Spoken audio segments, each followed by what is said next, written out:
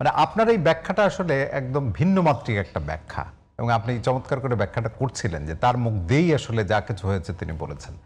তাহলে বিরোধী দলের যে অবস্থান এবং সংসদে বিক্ষোভ হয়েছে, প্ল্যাকার্ড নিয়ে নানান রকম লেখা প্রদর্শিত হয়েছে, এবং বিরোধী দলীয় নেতা তিনি বলেছেন যে নৈতিক কোনো অবস্থান নেই রাষ্ট্রপতির, এবং রাষ্ট্রপতির বক্তব্য না দেওয়ার ব্যাপারে আপনিও বলছিলেন, আপনিও লিখেছেন, তারাও বলেছেন।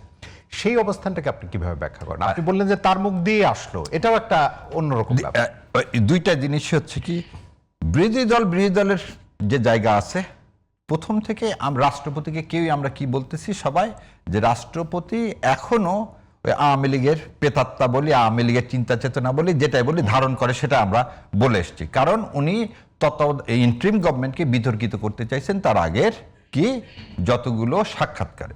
সো এখানে বিরোধী দল যেটা করছে সেটা ঠিকই আছে, কারণ এখন আমি কিন্তু বলি উনি যে বক্তব্য দিচ্ছেন, এই বক্তব্যের ফলে কিন্তু এখন কি হবে জানেন, এই সংসদে তাকে তার থাকার আর কোনো উপায় থাকবে না, কারণ তার অ্যাপয়েন্টমেন্টটাই তো ইলিজিটিমেট হয়ে যাচ্ছে। কারণ তিনি তো বলেই দিলেন যে আগে ভোট হয়নি কোনোদিন, বাংলাদেশের ইতিহাসে গণতন্ত্র ধ্বংস হয়ে গেছে, যে বাংলাদেশের ইতিহাসে যখন গণতন্ত্র ধ্বংস হয়ে গেছে, সে রাতের ভোটের প্রেসিডেন্ট যখন নির্বাচিত হয়েছেন, তার আজকের সমস্ত স্টেটমেন্টই যথেষ্ট তাকে অভিশংসন করার জন্য।